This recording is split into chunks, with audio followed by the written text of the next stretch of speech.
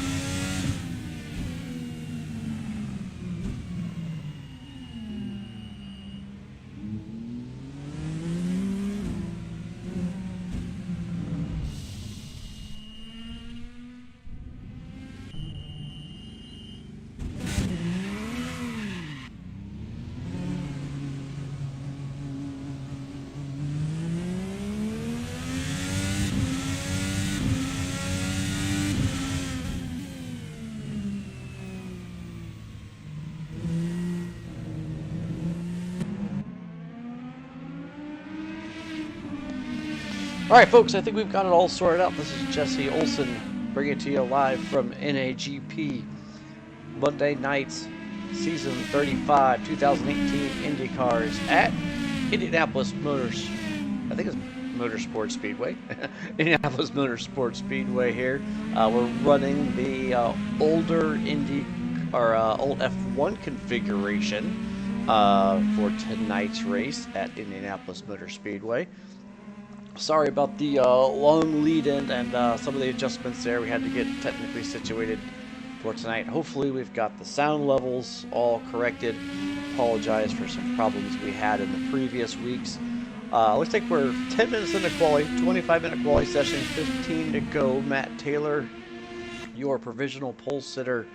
Right now, just breaking the 1 minute, 10-second barrier. Matt's got a 1:09.927, and a couple of the guys just nipping right on his heels. Brad Marys coming out of the pits right now is in P2. Ian Jollicoeur looks like he's back on circuit here. He's in P3. Those are your top three qualifiers as it stands.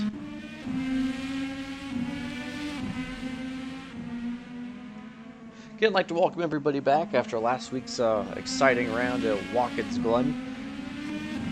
Last week saw Kevin McMancy grab his first win of the season at what you would probably call his hometown circuit, and some fantastic drives by some other guys who managed to get on the podium. We'll bring up the points in a little bit. Right now, right on board with Ian Jollicoeur in P3.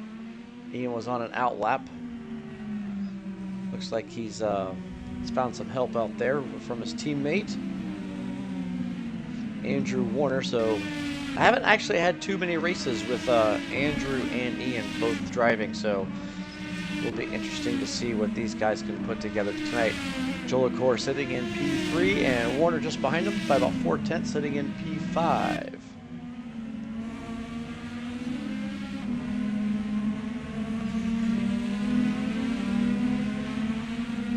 Now would probably be a good time to cut to our track map, so let me go fetch that real quick.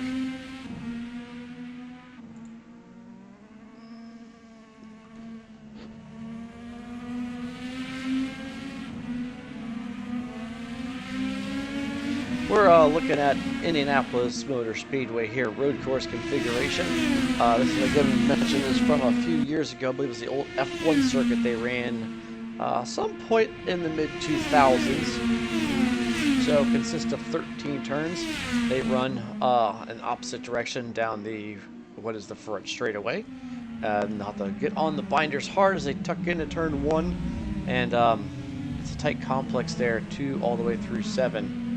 And then a little back straight, and then at 8, 9, 10, a very technical section there with turn 10 being really slow, and then they ramp it up and they halt right back onto what is turn 2 for the oval circuit, and run that that would actually be clockwise through turn 1 and back down the front stretch. So that's your track for tonight. Last week, again, I mentioned Kevin Lukmansky. Let's take a look at, we'll take a look at points in a little bit. Let's just stay on qualifying here. Times are just over a minute. I believe most of the times in practice were around a 110s, 109s. So I think the pace you're seeing out of a few of these guys is just got a little bottleneck, a little traffic jam there at the end of pit road. Guys waiting to get back into on the circuit and put their out laps in. Need to let the drivers on their hot laps get by. Jump back on board with Taylor here. Taylor finishing a lap. He's right on point with his previous time. He tucks it down to the inside. Looks like he's gonna bail on that lap. Matt didn't have it in it, so he's gonna get back to the pits as soon as possible and try to get another fast one in. In the meantime, we'll hop to Brad Mary's here. Mary's working through some traffic with his teammate right in front of him, Chris Moses.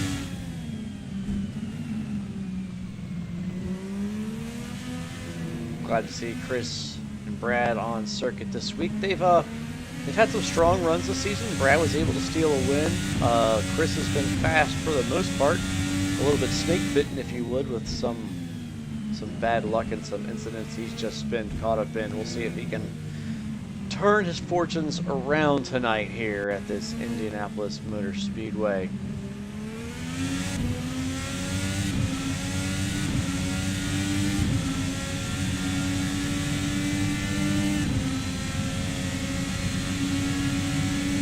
Looks like Brad's trying to get a toe off of Chris here, maybe slingshot by and get that P1 spot. Let's see if he can do it.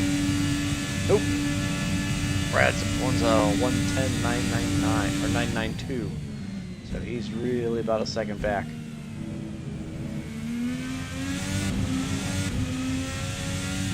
Mark DeGraw is back from last week's absence. Looks like he's managed to scrub some of the weight from that victory off his car. So Mark DeGraw back with a 0 kilogram ballast for this week. Expect to see Mark here in the top 5, if not top 3, maybe even pole position here. Mark's been known to put the work in, and it usually pays dividends for him. Mark improves his time, a 110.055. Still a little bit off, and Mark's going to take it off here and reset his car. Brad's still out there. Matt Taylor has slipped from P1 because Ian Jolicoeur now has the best time on board. The 109.802. And I'll have to bear with me tonight, folks, working the cams. I was able to grab a better camera set for this track at the last minute, but we just don't have a lot of cameras available, so we'll try to keep the cameras on the action and the audio levels right, and all that fun stuff tonight. So Matt Taylor, we'll ride on board with him. He should be on his fast lap. Got a gaggle of cars as he rolls it down into turn 1. Really got to be on your toes there if anybody's coming out of the pit lanes, because there really isn't a pit exit here in this older configuration. Pit lane just dumps into turn 1, and if you're not paying attention, you can easily pull out right in front of somebody or clobber somebody who's coming out of the pit lane. Matt took a lot of track there a minute ago. I'm not sure if that was intentional or if he was just pushing in the car to the extent of the boundaries and the rules and the track.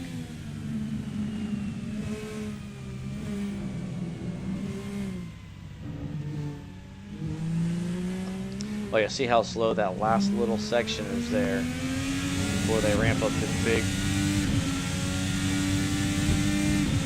straightaway that is the turn 2 and turn 1. Taylor's trying to get a draft off Dale. He had a slow middle sector. I'm not sure if this is going to be enough for him. Now with a 110.042, not able to improve. He may be in it for another lap. We'll just stay with him.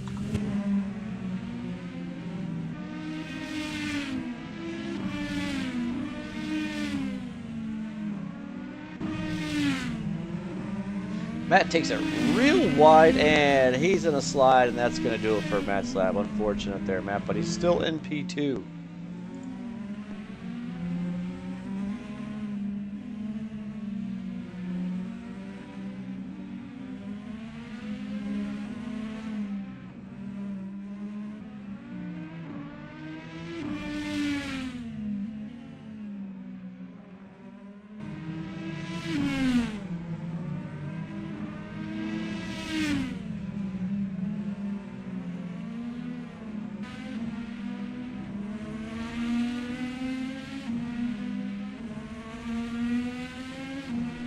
All right, folks, we're riding around Brad Mary's right now in P3.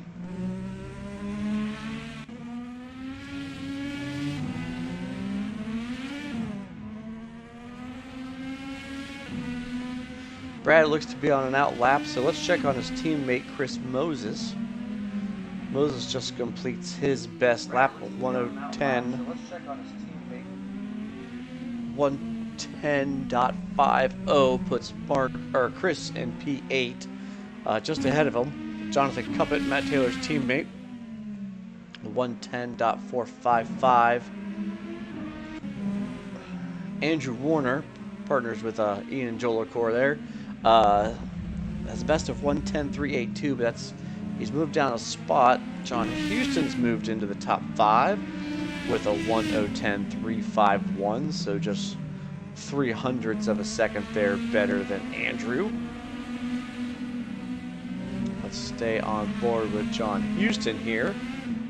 He's going to try to see if he can improve on his time, maybe sneak up towards the podium spots there for qualifying. John carrying 10 kilograms of ballast for his good drives over the last couple of weeks. He got a win, I think, 2 or 3 races ago, and we didn't pick that race up on the broadcast. We apologize for that. And then he's been able to put together some solid finishes since then and hasn't lost all of that ballast rather. John brings it home with a 1:10.6. That's not going to help his position. That's about 0.3 slower than he was. Looks like John's going to stay in it for another lap. Keep an eye on John as he's doing here.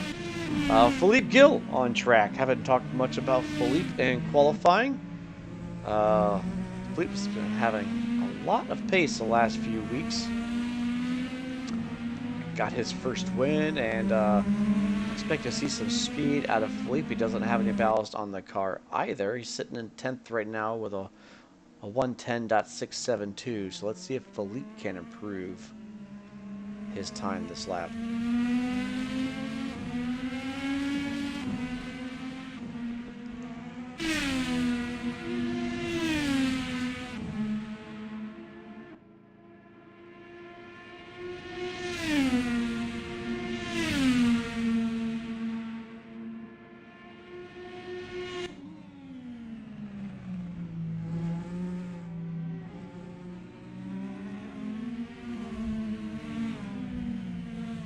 So Philippe's able to do a 1:10.642. That is his best lap so far. It's going to keep him in 10th.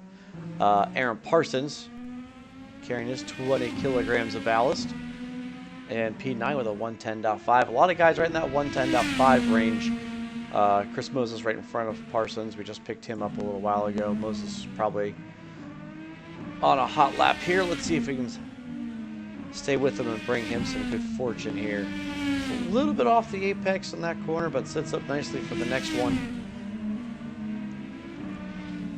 The infield here is a very technical left or right kind of S-type sections, and if you get off in one corner, it can really throw off your whole sequence for the rest of that section or even the entire lap.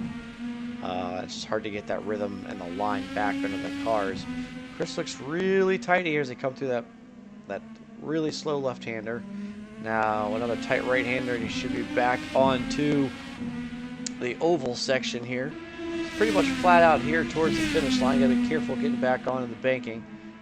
The transition can do strange things to the car. It likes to upset the balance of it.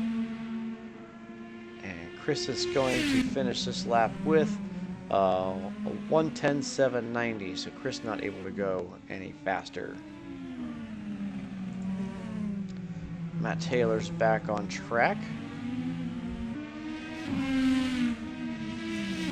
Looks like Matt might be on an outlap. We'll keep an eye on him. Brad Mary's crossing the start-finish line. He was definitely on an outlap before with the 2:45, so let's see if Brad's got any pace left in him. He needs to find almost 2/10 if he's going to get on the pole tonight.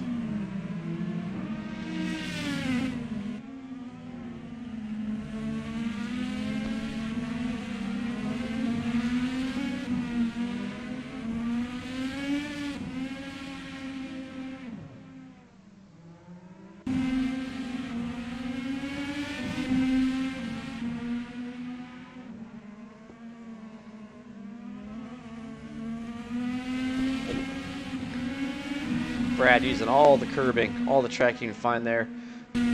Gets a little oversteer, a little wiggly when he gets on those curbs on the exit. We'll see if that hurts Brad's time or helps Brad's time. He's 4/10 back in the middle sector, so I'm not sure he's going to be able to recover out of that. He does a 1:09.990 fast time, but not faster than his 1:09.966. So just there. Ian Jolicor, Matt Taylor on track.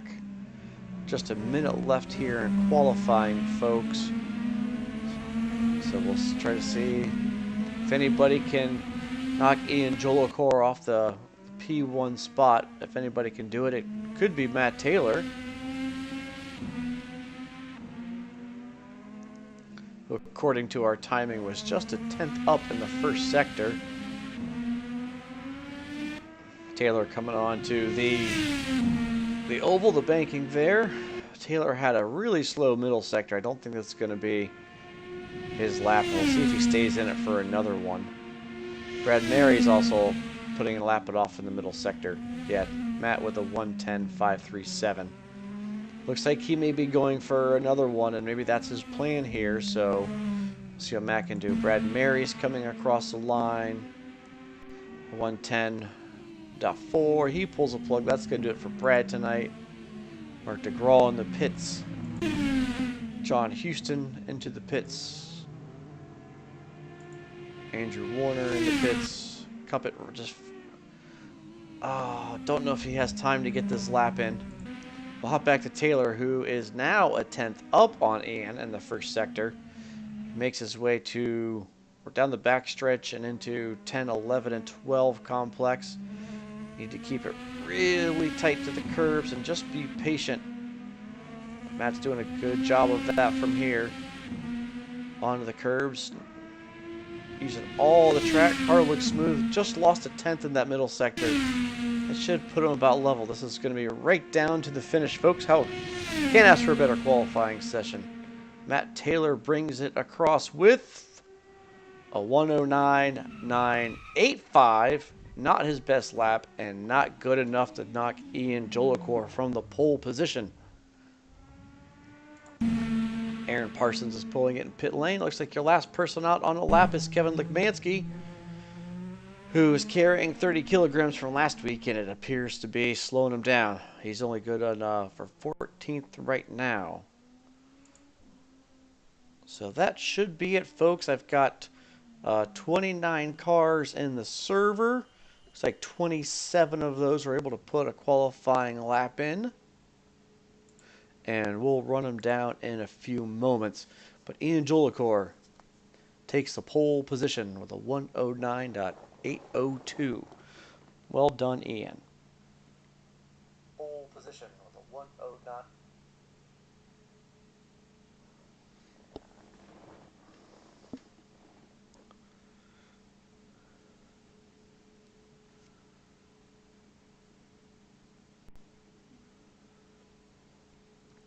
All right, while we're waiting for qualifying here to end and the race server to transition, just so you know, we have 48 laps around the circuit tonight.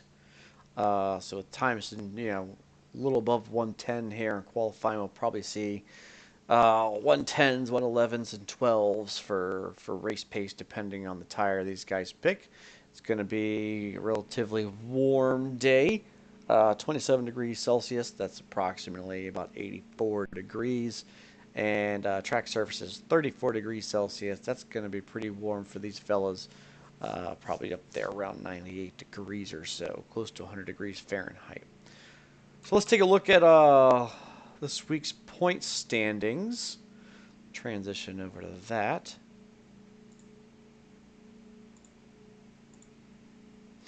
And after last week's results, Matt Taylor is taking the points lead with 92. Philippe Gill is in second now with 88. Philippe had a rough week last week and didn't score any points, so he'll be looking to take the fight back to Matt here this week. John Houston in third with 87. His teammate Aaron Parsons is T-Brock Dambam directly behind him with 85. Kevin Lekmansky jumps all the way up to fifth in the points after last week's pole, most laps led, and win. So Kevin wins a triple crown there last week and gets max points. Chris Moses right behind him in sixth, and Brad Marys, his teammate, right behind him. They're actually tied for sixth with 70 points apiece, and the tiebreaker would actually go to Brad in this case with his victory at VIR. Mark DeGraw sitting right behind Brad, and I believe that's going to be 8th or 9th position there. So Mark will probably be looking to make some moves after he was out last week. He was your winner at Laguna Seca. So lots of different winners this season. Matt Taylor, Mark DeGraw, Brad Marys, John Houston, Philippe Gill, Kevin Lekmansky. It's been an exciting season here for NAGP Season 35 with those Indy cars. So let's go back to the set of Corsa here and take a look and run down the field.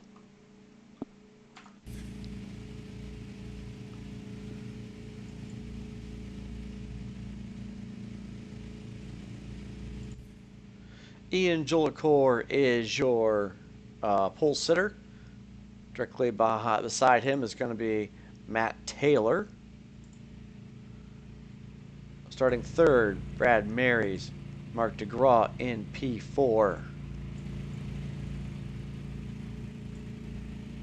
John Houston, P5. Andrew Warner, P6. Jonathan Cuppett, good run from him, P7. Chris Moses, P8. Aaron Parsons, P9. Philippe Gill rounds out your top 10.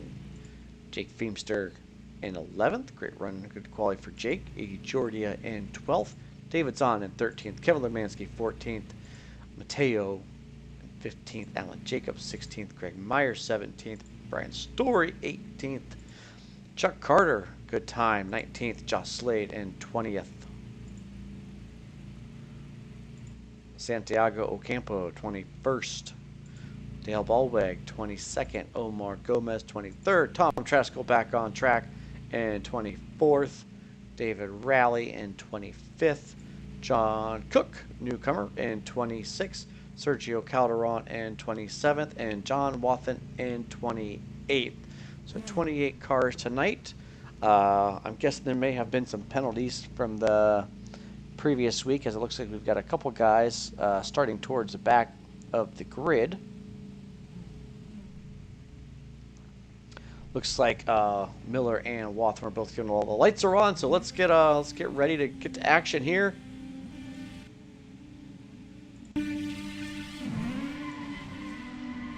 Good start here from Ian. Matt Taylor right on the outside. We'll watch them as they come down. There's a big mess at the back of the pack. We're going to stay with the leaders, but we've got trouble all the way back at the starting grid. Let's see if they're able to clear that out. Ian jumps out to an early lead.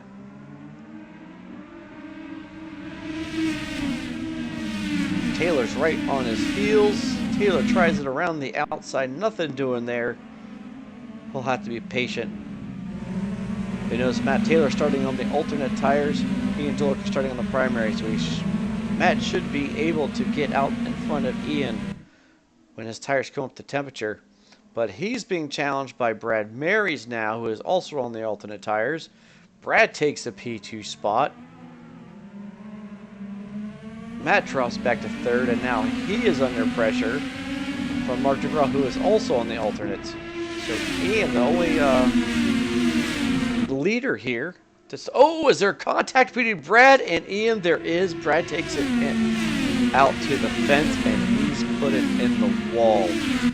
Very unfortunate situation there. Let's see if Brad's able to get it back around the track, but he missed pit road. We'll have to see if there's any damage on Ian's car. Unfortunate to see a lap 1 incident like that, especially right at the front. Ian's trying to hang on to his lead, but now he's got a mirror full of Mark DeGraw. Let's hop on board with Mark. Mark on the alternate tire, so he should have an advantage here on Ian. He's on the gas a little early, takes it all the way out wide. Ian able to keep a tighter line while putting the power down. It's going to be tough to pass him in that situation.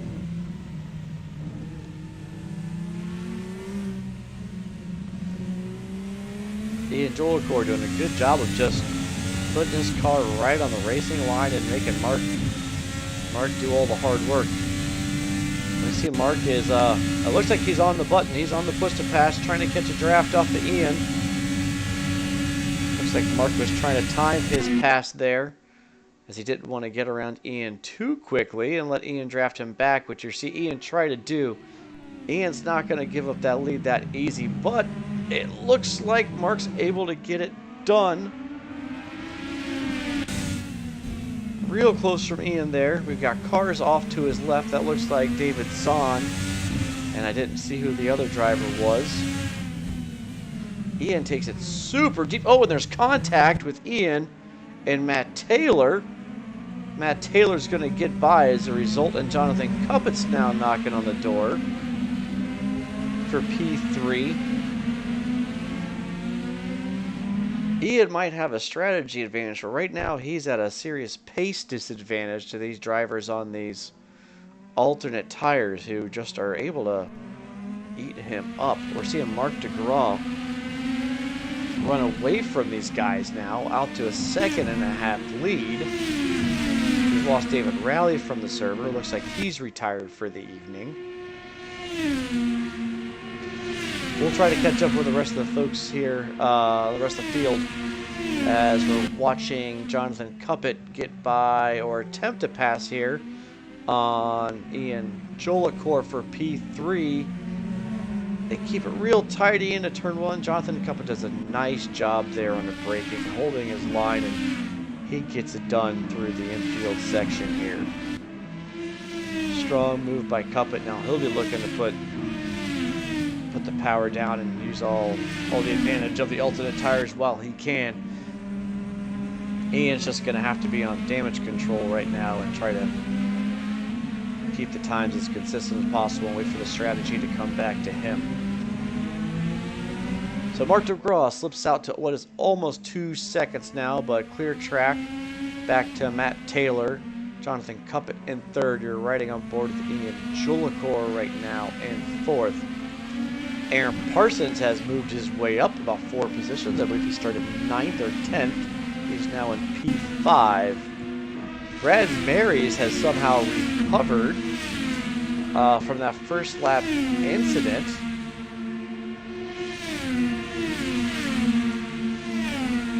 Brad now P6. Jake Feemster has taken advantage on the first few laps, and he is now in P7, challenging Brad Marys for that P6 spot.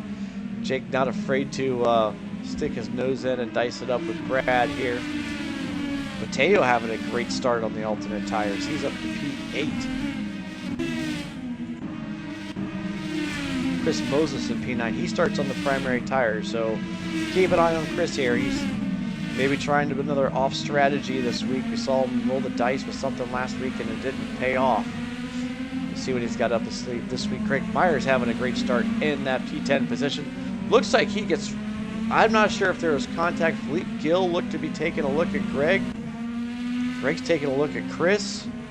Greg on the alternate tires. Gives Chris plenty of room, and I think just trying to keep it clean rather than be aggressive with Chris. But he is definitely at an advantage on those tires. And Kevin Lekmansky now jumping on the opportunity as Greg was trying to find a way past Chris, and that allowed Kevin to get to the back of him and get around him.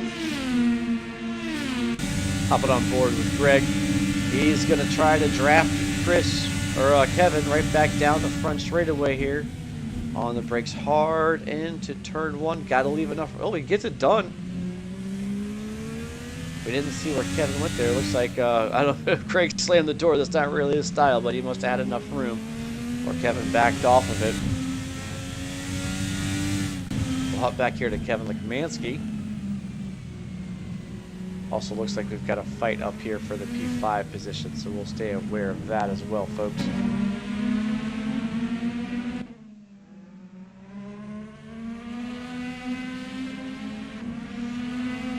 Right now, Aaron Parsons, Brad Marys, and Jake Feemster all fighting for that 5th position.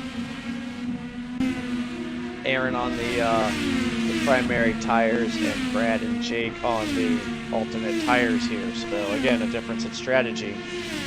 As the best lap was his last lap at a 1:12.1. On the flip side of that, Brad and Jake running in the higher 1:11, so a pace advantage to those fellas.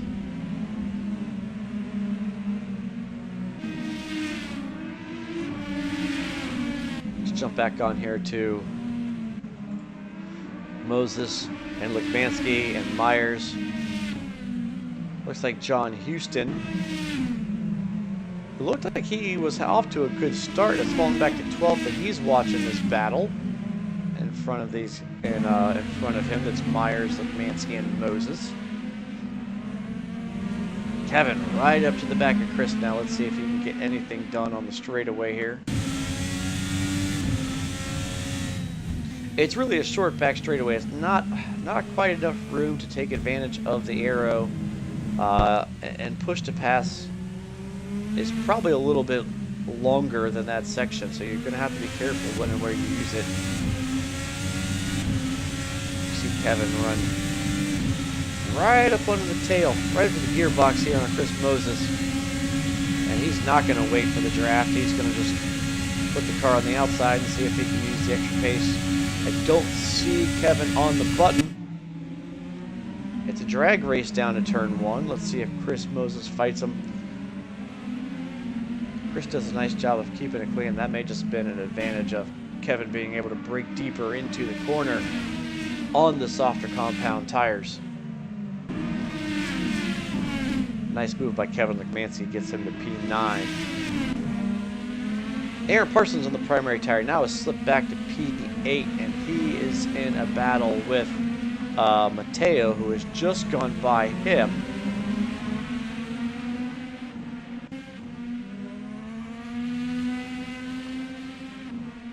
And it shows Kevin Legbansky behind Aaron Parsons on our timing, folks. So if that may be Andrew Warner a lap down behind.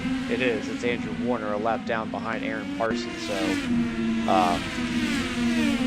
Eza has a little bit of threat behind him, but it's not for position. So he's trying to put the best pace he can in on these primary tires, and I'm sure he's looking to get to the alternates as soon as he, logistically can, where he can start taking the fight back to these guys and making them track position. Jump on board with Ian Jolicoeur, your pole sitter, is in 4th right now. He is keeping up with Jonathan Cuppett. Looks like their last laps were pretty close to each other with a 1:12.6, and both fast laps real close, high 1:11. So Ian actually with a little bit faster lap. Ian able to do what Jonathan Cuppett's doing on the primary tire. We'll pay close attention here in the upcoming laps to see when these alternates start to fade away and when these leaders here feel the need to come in and grab fresh tires. Right now it's Mark DeGraw out front. He has stretched that lead out to 3.6 seconds over Matt Taylor in 2nd place.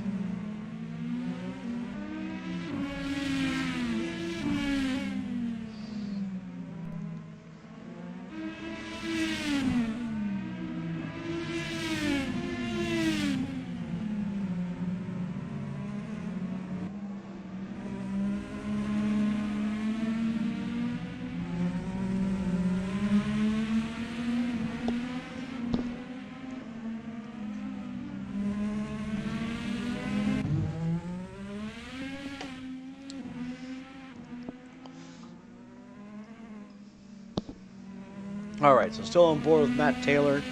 Looks like he's closed the gap a little bit, a couple tenths, but Mark able to keep that 3-second lead. Jonathan Cuppett still in your 3rd position, being challenged by Ian Jolicoeur, who now has a mirror full of Brad Marys. And we saw things get a little dicey on the first lap, and 10 laps later, looks like Brad has returned, and Ian looks like he was trying to give him some room or just present Brad from drafting, but Ian able to keep Brad back there for the time being. That's going to cost him some ground to Jonathan Cuppett.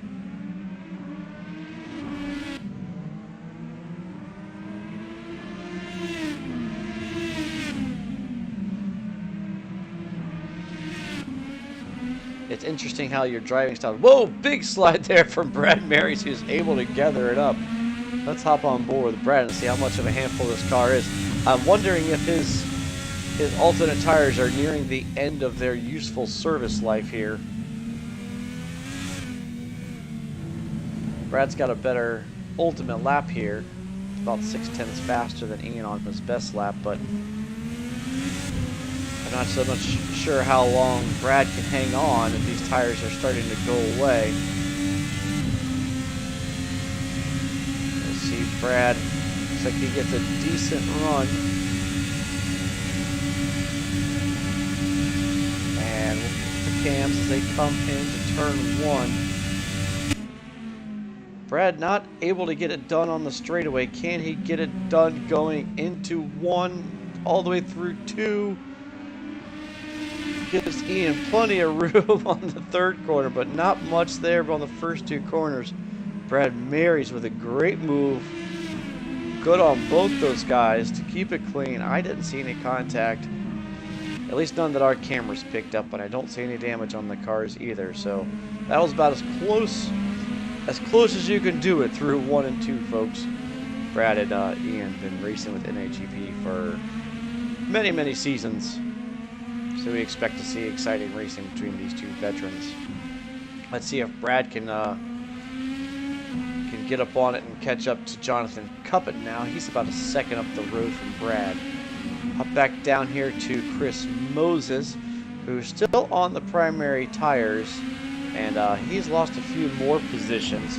He's now under threat from John Houston, who's also on the primary tires.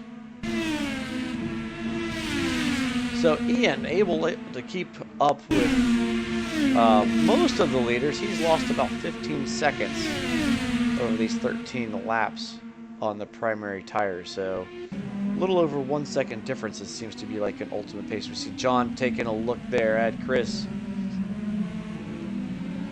but he tucks back in and decides to follow Chris around for at least another couple laps or a couple sectors till an opportunity opens. These cars can be a bit tricky, and sometimes opportunities will present themselves as drivers are just trying to keep the car on the circuit. Houston doing a good job here, staying right up to Moses' gearbox. They squeeze the power down here on this back straightaway, and then they'll have to bring it down to what was probably almost feels like a screeching halt for these guys, especially here in this left-hander, which is really tight, and you have to be really patient so you can get back to the left to set up for the entry onto the oval. You see Houston trying to get the power down, a little bit of counter steer as he applies the throttle. Looks like he's going to try to get a draft on Moses. This might be the lap he does it.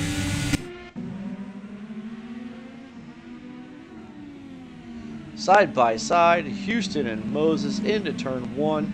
It's going to be John Houston. It's going to get the position from Chris Moses. Nice move by John Houston.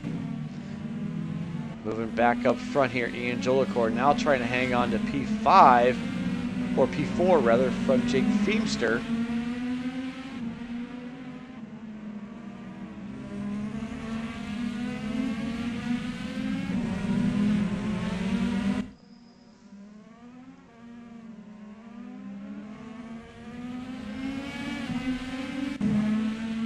Looks like Marc DeGraw has relinquished the lead. We didn't see what happened. I wonder if Marc took his pit stop. It's a 1:27.11, so Marc might have been the first person to take a pit stop on lap 13. We're now on lap 15, so sorry we missed that, folks.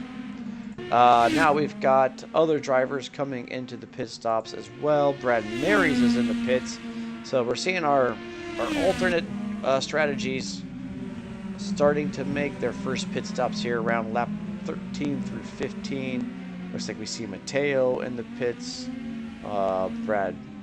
Greg Myers looks like he's in the pits. So pit stops beginning. Those will keep an eye on the primary tire strategies to see how long they can run. So lots of drivers coming in and out of the pits. Taylor has inherited the lead here from Marc DeGraw. He's still on circuits on his alternate tires. Jonathan Cuppett, his teammate, good run for that team, sitting in second right now. Ian Jolicoeur on the primary tires in third. I don't expect to see Ian anytime soon. He should pick up the lead when Matt and Jonathan come in and take tires. Let's see if they do, or if they stay out another lap. Jake Feemster on the alternate tires decides he's had enough. He's bringing it in just after 15 laps for a fresh set of tires. So Taylor and Cuppett really stretching these alternate tires out. We're now turning lap 16. That's a third of the way through the race, folks. So either great tire management and combination of setup, these guys doing the best they can with these alternate tires. A lot longer stint than what we saw out of Marc DeGraw, but we saw Marc was able to build up a lead. So I wonder if pace or strategy is going to play out tonight. Marc DeGraw has now moved back up to 6th position.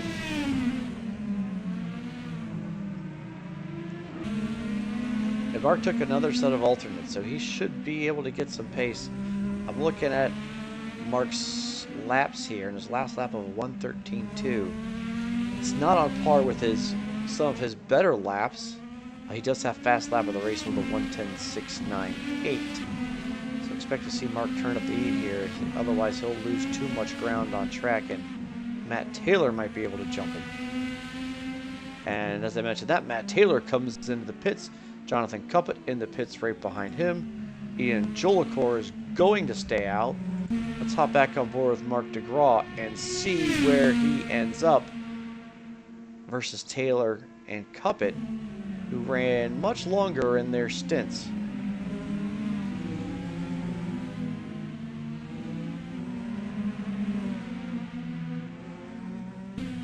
And Matt Taylor is way up the road from Mark. Now, Matt's going to have to get these tires up to temperature, but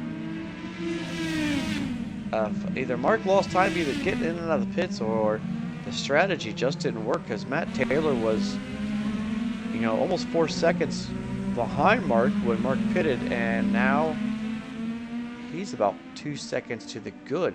So great strategy move by Taylor to pass Mark DeGraw in the pits. That puts Ian Jolicoeur back out front, completing another lap. And Ian's going to take the primary tires for another lap around this circuit. Aaron Parsons also on the primary tires, staying out. He's inherited second. John Houston now in the third position, as he's also on the primary tires. Matt Taylor has pitted. He's in the fourth position. He did take primary tires at that stop, so he's getting his whole strategy in here with the primary set in the middle, which means he'll be able to run alternates towards the end. Mark DeGraw in fifth was your leader.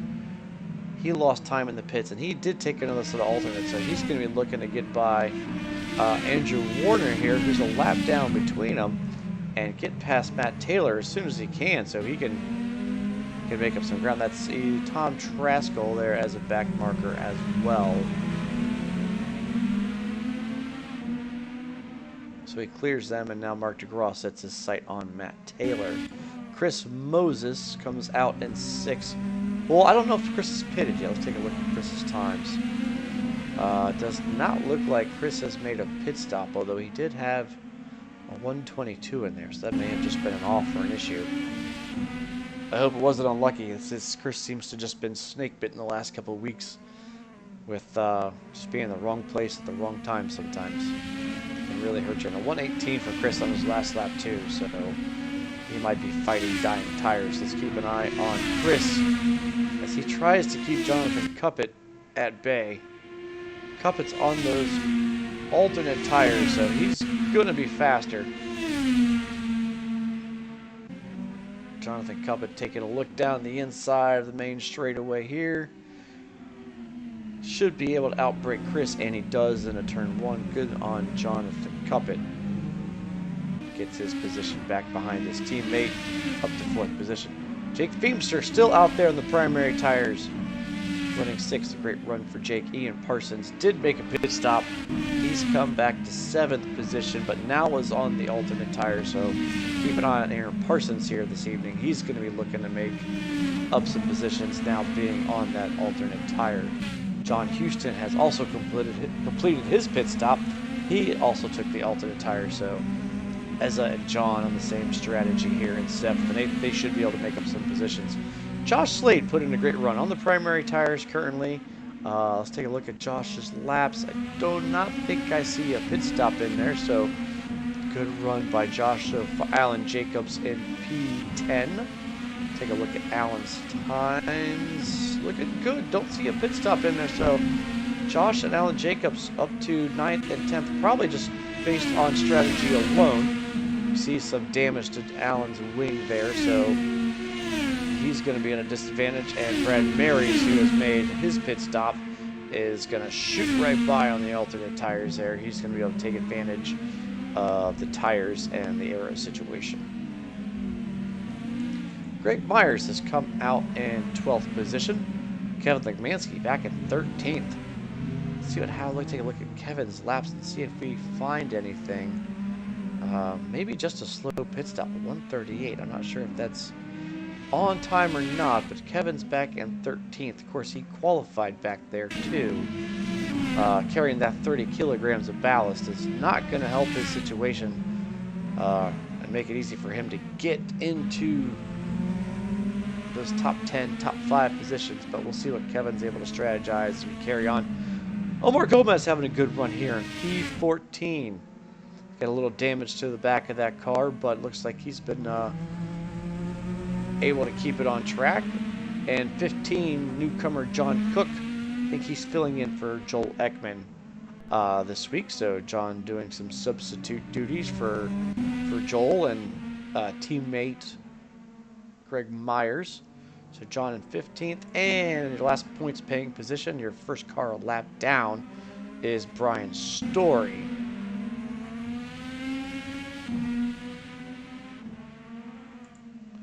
We'll go ahead and run the rest down.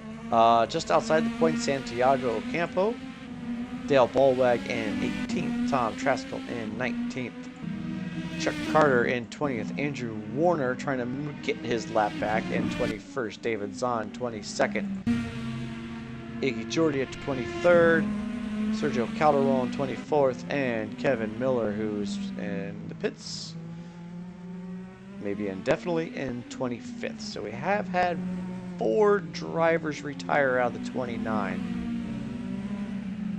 Looks like a lot of cars have been able to find some space up here. The battle may be for 9th. And that would be Josh Slade and Alan Jacobs. Separated by just about a little under a second here.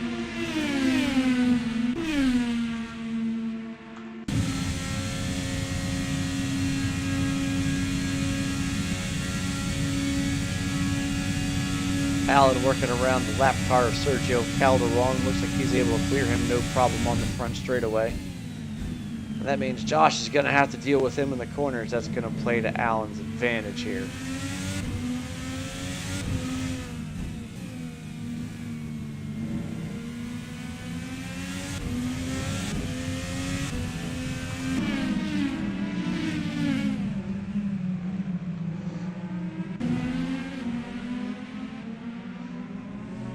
Nice job there by Sergio to give Josh plenty of room down to the apex to get around him. And a couple other cars come by. That looks like it's going to be Greg Myers and the lap car of Andrew Warner trying to claw his way back up the field. It's in 21st position, but if he can get a few more, he might be able to salvage some points out of tonight's run. Ian Jolicoeur finally in the pits. We think he did 22 laps on those primaries. That's going to leave him with just around 26 laps to go, so maybe 2 13-lap stints. So we'll see what Ian's got up his sleeve for strategy here.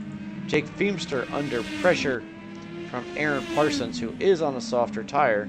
They're all trying to work around the lap car here of Tom Traskell. And Tom takes, oh, that's Ian putting us sideways. There may have been contact between Ian Jolicoeur and Tom Traskell. That's unfortunate. Tom is out of the race now. He's retired. Ezza slips by the two of them. He's the big winner of the situation. And Jake holds his own. He's still in that 5th position. Jake doesn't appear to have pitted. Or maybe he has. We're not sure yet. It looks like on lap 15 he had a slow lap. That may have been his pit stop. Keep an eye on Jake here, folks. It looks like he's going to stay on track for another lap, though. So good run by Jake so far in the 5th position. The battle now is for 7th as Ian is trying to recover from his spin and take the fight to Houston. Both these drivers on the alternate tires. Look like Ian's going to have the preferred line and the advantage going into turn 1. Ian back to 7th, but he's got to be pounding his steering wheel there in frustration. We didn't quite see what happened there between him and Traskell, but it ended in tears for both of them. Traskell retired. Ian's able to keep it out on track. He may have some front wing damage. So let's take a look at Ian's car.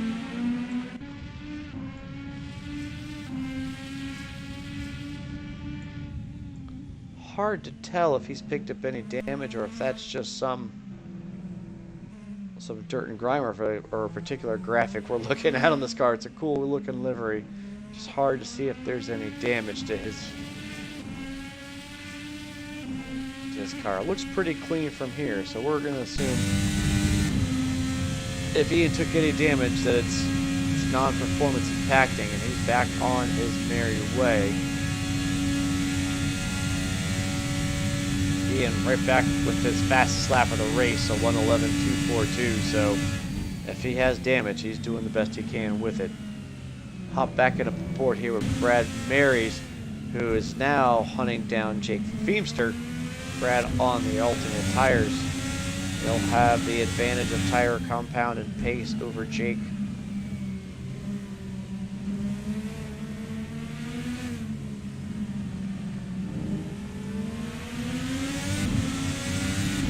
Brad gets on the button, gets the power down, and looks like he's going to complete the pass on Feemster. Good on Jake, though, just to minimize the damage. And, you know, when a guy's got pace in here, sometimes it's overall faster just to let him go than to try to protect a position and ultimately lose more time. I'm sure Jake will be putting on another set of alternates soon. He'll see if he can take the fight back to Brad once he gets onto the alternate tire. So Jake now to 6th. Brad Marys has recovered to P5. We do have a battle heating up here towards the back of the field. 14th position between Josh Slade, who looks to have, if he had damage, it's fixed. I'm not sure if he was the one who had damage or not, but he's also taken an alternate tire. So let's pick up Josh Slade and see if he can do some work here on Santiago, who is on the primary tire. So advantage here to Josh Slade on the tire compound. Then we see that flashing little indicator, the little white indicator in the red box means Josh is on the push to pass. That's 50 extra horsepower on top of the draft. All the way through turn 1, down the main straightaway. Santiago not giving up. He's trying to hold his position, but Josh is going to be able to get the pass done. Good move by Josh there for P14. So battles all over the place right now. We've got Ian Jolicoeur now trying to get around Jake Feemster on track, as we see Mark DeGraw come into the pits after his second stint on alternate tires. Ian able to get the move done on Jake. Again, Ian there on that alternate tire versus the primary. So we're seeing drivers on the alternate tires definitely having a pace advantage on track, but how will this all work out? As now we're seeing some of the early drivers who took a couple sets or one set alternates now getting on the primary, and those drivers who gave up a little pace in the beginning starting to pick up positions on track with their pace. Matt Taylor now out front. He's got 16 seconds back to his teammate Jonathan Cuppett. He's got about another 3 seconds back to Aaron Parsons. So good run for these guys. Aaron having a great run, even with 20 kilograms on board. He does have Brad Marys just about a second behind him. And Brad has been faster. Last lap of 1:11.2 or 1:11.1. As is 1:11.4. So a few tenths at a time. Oh, Brad gets a little too deep into turn 1 and takes a lot of grass there in turn 2. He's able to keep it pointing in the right direction. That's going to cost him some time. Let's take a look back here at John Houston working on Jake Feemster. Another situation of John on the alternate tires and Jake on the primary. So poor Jake right now just kind of, trying to run his race and keep track position as best as he can, and not get the car damaged with racing other drivers, and not to lose too much time by being overly protective of the positions. Looks like John's able to get a little better line. Jake with a slight bobble here coming onto power. And I don't see John on the push to pass, but now he's on the inside going into the last turn, or turn 1 if you would for the oval call out. Houston's able to get that move done. Jake's going to battle him right back. The fight's not over. Woo! They go in side by side in turn 1, but Houston's got the preferred compound and the preferred line. He gets that move done. Houston now to P5, Feimster to 6. Brad Marys has come into the pits. Looks like he's hopping on the primary tires. I would expect Brad is going to run these to the end of the race. We've seen drivers get over 20 laps on these. So Brad now coming out in P10, but he should be good to go. Also picking up Mark DeGraw, who was your early leader, and then took another set of alternates, but lost some position, or some time, to Matt Taylor, rather. But he's gone to the primaries, and he's gone to the primaries pretty quicker than some of these other guys who we know are on, 2 sets of alternates or alternate primaries. We'll keep an eye on Mark. See what he's able to do lap time and pace-wise, and if he's able to pick up position on track. We've yet to see our leaders, Taylor and Cuppet and Parsons, all make their final stops. DeGraw is about 38 seconds back from Taylor, so he's going to have to get to it if he's going to want to cover Taylor in the pits. I don't think the delta's that large. We'll keep an eye on it, but it's probably close. Looks like we got some cars spread out across the field here. We're working lap 30 of 48 at Indianapolis Motor Speedway. For those of you who are just tuning in, this is NAGP's 35th season. On Monday nights, we run open wheel cars. It's a 12-week season.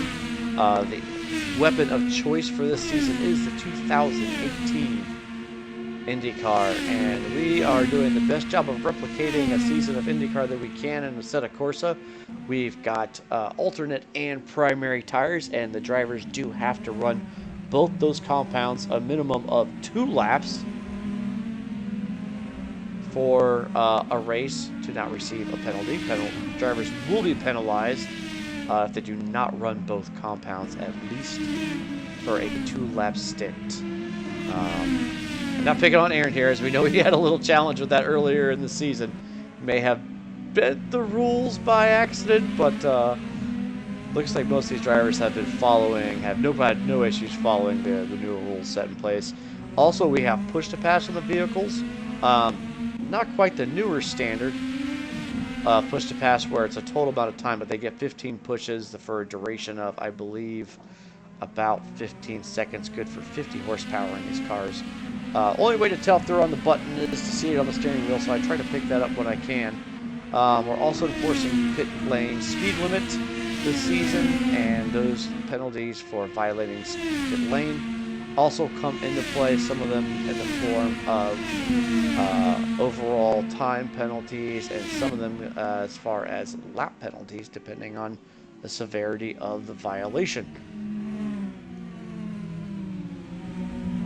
So that's a quick rundown of the rules, and of course we always have the competition committee reviewing the race in its entirety on Sunday evenings to keep competition fair and clean. Very rarely have any issues with that here at NAGP, but sometimes there are some incidents. Last week we saw Miller and Wathen both pick up no quals. That's a no qualifying penalty for lap 1 incidents last week, so a couple drivers being either a little too anxious there on the first lap or just not given enough room. If you want to learn more about that, you can go to the website nagp.com. Or not nagp.com, it's NorthAmericanGP.com. Look them up and join our website and read all about the intricacies of the season here. And if you feel like it, drop a donation. NAGP funded entirely by donations. non-for-profit organization. Those who donate and race keep this league going. Like I said, we're in our 35th season. Not 35 years. We have a sim racing. I don't think it's been around that long, but seasons are 12 weeks, so many successful seasons here at NAGP, and look to have many more. Right now, we're watching Aaron Parsons move his way up. Look like Jonathan Cuppett has made his pit stop. We can go back and pick up Cuppett, who is now onto the primary tires. So he's dropped to P8. Back up to Parson here, who is on the alternates, as well as Ian Jolicoeur on the alternates.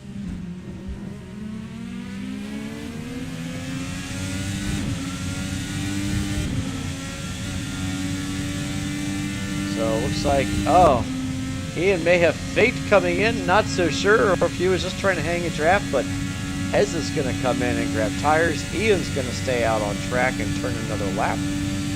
That moves him up to P2. Keep an eye on Ian here, as now he's gone to P1 as Matt Taylor has made his pit stop. And Matt is going to come out in... We'll have to see how this works out. He's going to come out second. And keep an eye on DeGraw, who is still on the primaries and should stay on the primaries through the finish. And he's going to come out well behind Matt Taylor. Almost 8 seconds behind Matt Taylor. So between track position and pit stops, Matt Taylor able to put 8 seconds on Mark DeGraw. So he was able to pick up about 3 seconds from the early lead and stretch his advantage. We'll hop back here to Chris Moses, who's now under pressure from Aaron Parsons, who just made a pit stop. Not quite sure where Chris is in his strategy yet, so we'll keep an eye on these fellas. We know Jonathan Cuppett's right behind him, and he just made what we think to be his last stop. Chris having a handful, and he gets it in the grass and spins it. Unfortunate for Chris. He's going to have to let all these cars get by so he can get it turned around. Bummer for Chris there, unfortunate. Probably a little bit of the broadcaster's curse. He's going to have to ginger it around and let the tires cool down. So that moves Mark DeGraw was already in third. Aaron Parsons now in fourth. Jonathan Cuppett in fifth place. And John Houston in sixth place. Brad Marys is in seventh. He's on the primary tires, and just as we pick him up, he takes it a little deep into turn 1 and 2. Runs it a little bit on the inside of 2 into the grass there. It's going to cost him a bit of time. Looks like battle on track right now will be for fourth. Aaron Parsons, Jonathan Cuppett, and John Houston all battling for that positions. And we've got some fighting outside of the top, just at the top 10 here, between Greg Myers and Josh Slade. We're seeing Josh Slade around tonight. He's putting in a good run. He is dogging Greg Myers right now, and he is on the alternate tire, so I'd expect we should see a move from Josh here in the next few corners, maybe.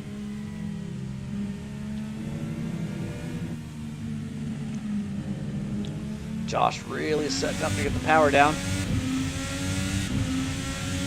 No push to pass there, but just trying to keep Greg honest and on his line. Greg's always really good about hitting all the apexes. Tough to put a move on Greg.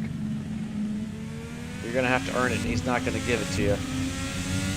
We see Josh there is now on the push to pass. I wonder if Greg is not. Doesn't look like Greg's going to try to defend from it. Josh goes around the outside. And looks like he's going to get the move done. Greg fights back, but I don't think it's going to be enough. Josh Slade takes the 10th position. Nice move there by Josh Slade on Greg Myers for 11th position.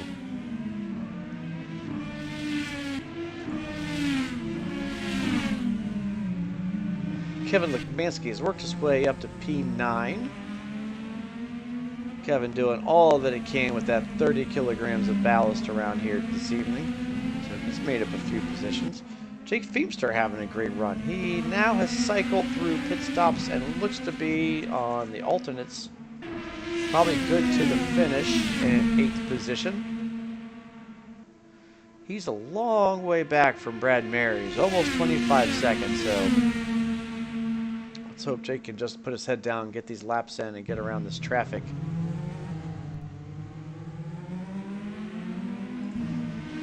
We'll hop back up here to the battle for what is potentially P3 now. Ezra has closed in by about a second and a half to Ian Jolicoeur, followed by his teammate John Houston, who has found his way around Jonathan Cuppet. Cuppet being on the primary tires will be a disadvantage for this stint. And I'm guessing Jonathan can go the distance. I'm not sure if the guys in front of him can, so John will just be looking to ride it out here. But a great run from Jonathan Cuppet tonight. It's not over yet, so we'll see if there's anything left in it for John. I'll back up on board here with Ian and Aaron and John. Aaron, also known as Ezra, as we've mentioned a few times.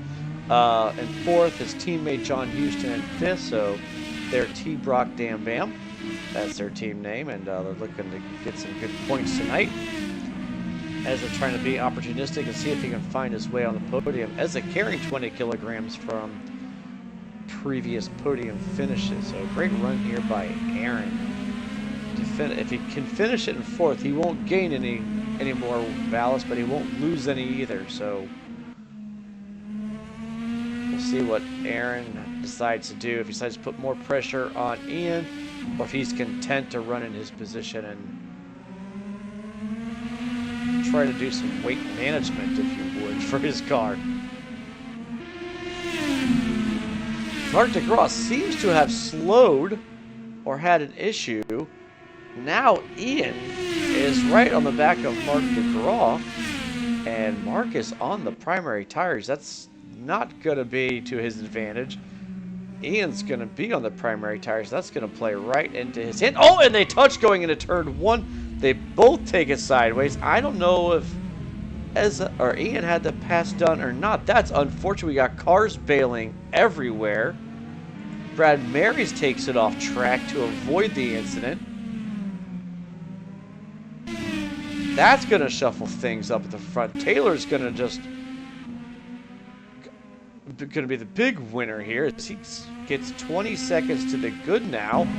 Aaron Parsons now goes from P4 to P2 just like that. Now he's looking at a position to finish. Ian Jolicoeur, who was involved in that accident, has got it back on track, but he's now in 3rd. So DeGraw falls from 2nd to 8th.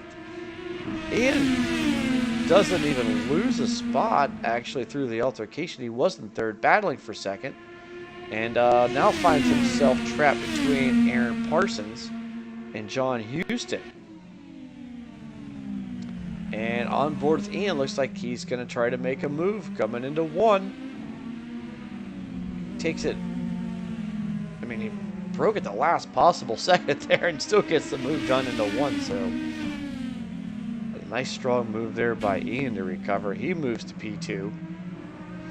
Of course, as I carry that 20 kilograms of ballast, doesn't help him much, and we do see a little bit of rear wing damage there on Ian's car, so it may be, I'm not sure if it's performance impacting, but he's made his way back up to P2.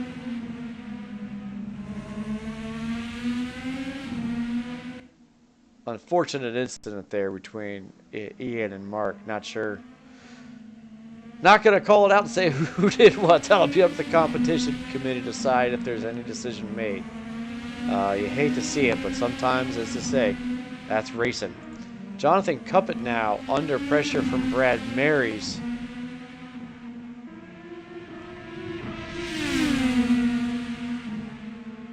Hopefully of these drivers on the primary tire.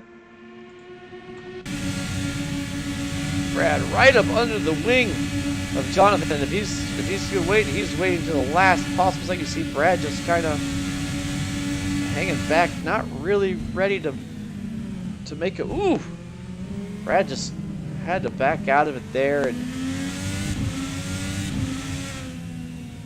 I'm not sure what Brad was thinking there. I'm wondering if maybe he's just trying to stay close or even save a little bit of fuel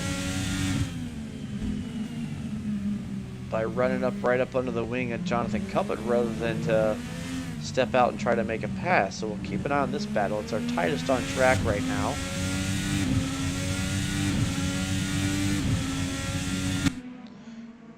We also have a battle back here for 12th between Brian Story and Josh Slade, who slipped up a little bit. But the battle for 5th is on. And now Brad is on the push to pass. Trying to put the power down. Trying to get the draft. Looks like he's got the outside line. He's got the move done. Now Cuppett's going to tuck back in and see if he can't return the drafting favor. Brad takes it really deep into turn 1. Has to lock it down to keep it on course for turn 2 and stay at the apex, but he does a good job of it. Nice move by Brad. Brad Mary's now in the 5th position. That drops Jonathan Cuppett to P6. Aaron Parsons looks like he might be under pressure from his teammate, Jonathan Houston, and Houston goes around the outside of Aaron. That was a little uncharacteristic. I saw these drivers trade positions a couple times in previous weeks. Not sure what the strategy is here, or if Aaron made a mistake or if John just has better pace. But Parsons now to P4 and Houston to P3. So Taylor's still up front with 20 seconds to the good on Ian. Ian's cutting into the lead, but with 5 to go, he's going to need a lot of help to get 20 seconds back. So Julicorn 2nd, Houston in 3rd, followed by his teammate Aaron Parsons in 4th. Brad Mary's in 5th, still fighting with Jonathan Cuppett for that 5th spot.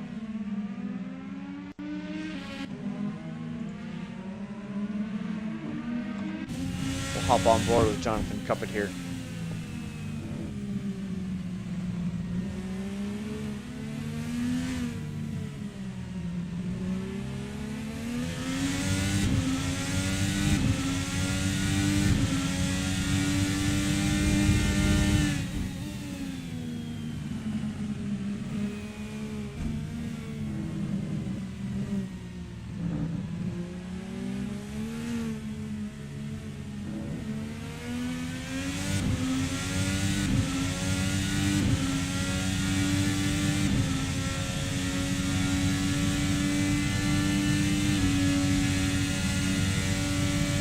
Cuppett's trying to stay in striking distance of Brad, but Brad's able to pull out,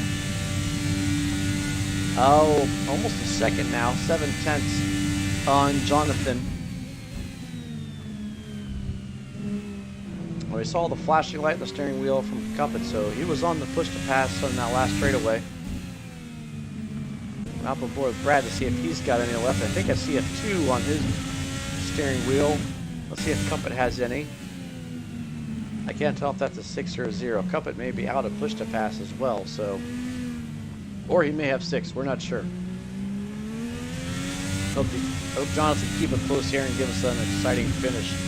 4 laps remaining in this race. Taylor out front by 19 seconds to Ian Jolicoeur, who is chopping into that lead bit by bit, but it's probably going to be too little too late at this point. Aaron Parsons in your 4th position. He's lost a little bit of time to his teammate, John Houston, who's in third. So they look to be settled. Jake Feimster having a great run here in P7. 9 seconds back of Cuppet. So he's able to make some ground those alternate tires. I'm not sure if there's enough time for him to make up 9 seconds in 3 laps, but great run here by Feimster. DeGraw now riding around in 8th. Looked to be Mark's night there early on with a lead. We've seen a road away through pit stops and just some unfortunate luck, but still a good run by Mark tonight. He does put down the fast lap of the race. Well, so far anyway. The 1:10.37. You see there he has to take evasive maneuvers getting around one of the lap cars. Good on Mark. His teammate right behind him, Kevin Legmansky, last week's winner and P9. And he's getting into a little bit of a fender bender there with a lap car, so tough to get around traffic here on this small, tight infield portion of the circuit. Chris Moses has endured this evening for P10th. Seen some moments of brilliances and some unfortunate moments for Chris this evening, but a good run for him in 10th. Greg Myers, as we expect, right around that 10th position spot. Greg in 11th. Josh Slade has slotted into the P12 position. Brian Story putting together a good night, and P13.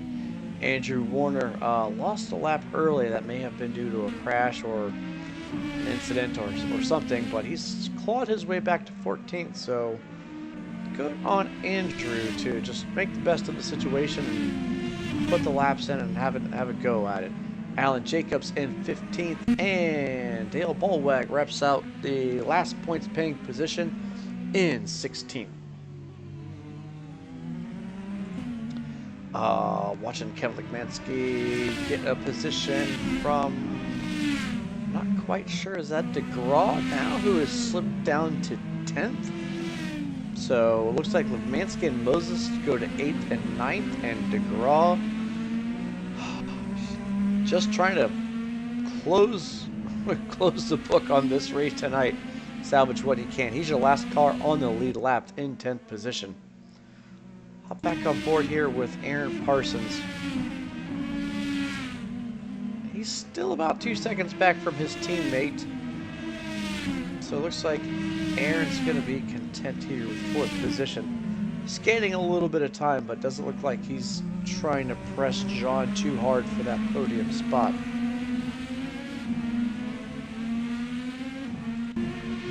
Matt Taylor, your leader by 18.5 seconds. Ian chopping away at that time, but last laps are really close. Only 200ths in it between the two. Matt takes the white flag, last lap around. Hopping on board with Kevin Legmansky and Chris Moses right now, who are in a battle for 8th position, both on the alternate tires. So sorry, Matt, we'd love to watch your last lap, but we got a battle on track. And Kevin Legmansky loops it, coming on the back straight. Merry Christmas, Chris Moses. He gets the position. Legmansky has to recover. He's going to lose his position to DeGraw, so him to 10th. So a little shuffle there at the end. Legmansky to 10th. DeGraw now to 9th. And, whoa, must have had a glitch there from DeGraw. Thought he took it off there for a second. So your leader, Matt Taylor, working his way through this last technical section. He's got some lap cars in front of him, but they won't bother him too much. He's still got 16 seconds back to Ian Jolicoeur.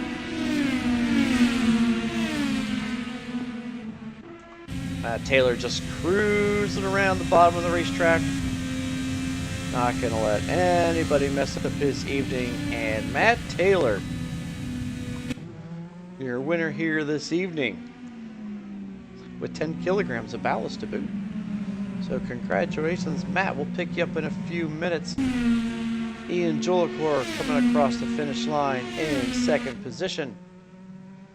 John Houston in 3rd. Aaron Parsons brings it home 4th. Good run for the T-Brock Damn Bam Fam. That's fun to say. Those guys did a good job tonight. They'll get great points from their efforts. Brad Marys brings it across in 5th. Jonathan Cuppet in 6th position. Jake Feimster able to keep it together for a P7 spot. And Jake brings it across the line. Good run from Jake tonight. Chris Moses is able to come up with a P8, so good run for Chris overall. Mark DeGraw, P9. Will look to be all his race early. I'm sure he'll be back next week with a vengeance. P9. Kevin Lekmansky, a little bit of wing damage there on the end. He's your last car on the lead lap, and he brings it home in P10. So 10 cars in the lead lap tonight. 22 finishers, maybe 23 finishers. Let's see if we can go grab Matt Taylor. Sit tight, folks.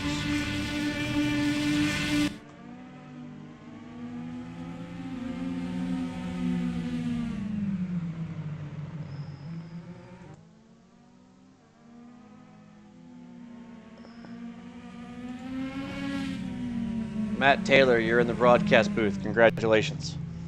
Thank you. Heck of a run tonight. Didn't know if it was your race early on.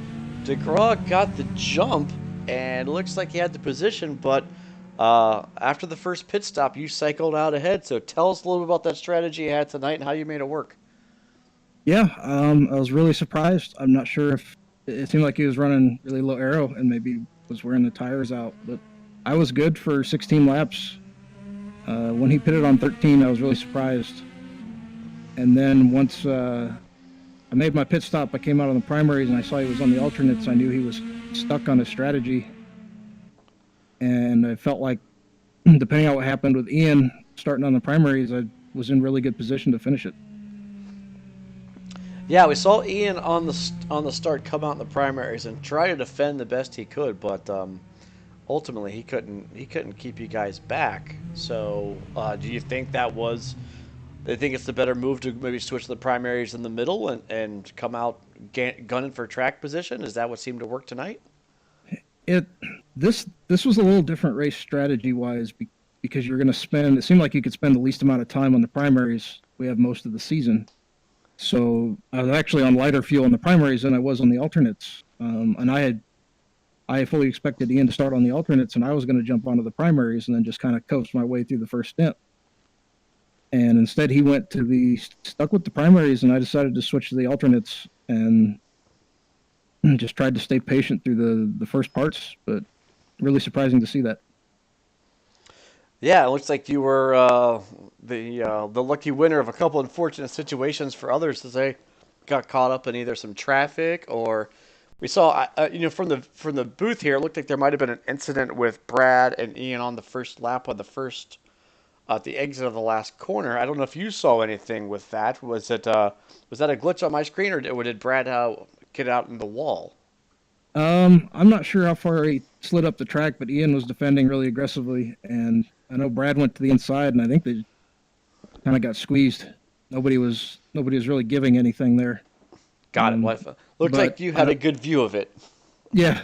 I was hoping Brad's car or Ian wouldn't kind of end up back in the middle of the track, but fortunately managed to avoid that. So, well, good on you. Oh, thank you. Yeah, pretty hurry start, but great. Well, I think we've got all the technical difficulties working out. Hopefully, everybody was able to hear you tonight. I think we got all the sound working. We had to work out. Kevin worked out some sort of tech with the cameras, so the cameras looked pretty good tonight. So you picked a great night to win it. Again, congratulations and good luck next week, Matt. Well, thank you, Justin, and thank you, Kevin, for doing that, and thanks for doing the broadcast. No problem. All right, folks, that's going to wrap it up for our broadcast this evening. Matt Taylor, your winner here at Indianapolis Motor Speedway. And as a prize for his victory, he's going to get 30 kilograms of ballast for next week. So appreciate everybody tuning in. That'll be it. I'm Jesse Olson. We'll catch you next week. Have a good night.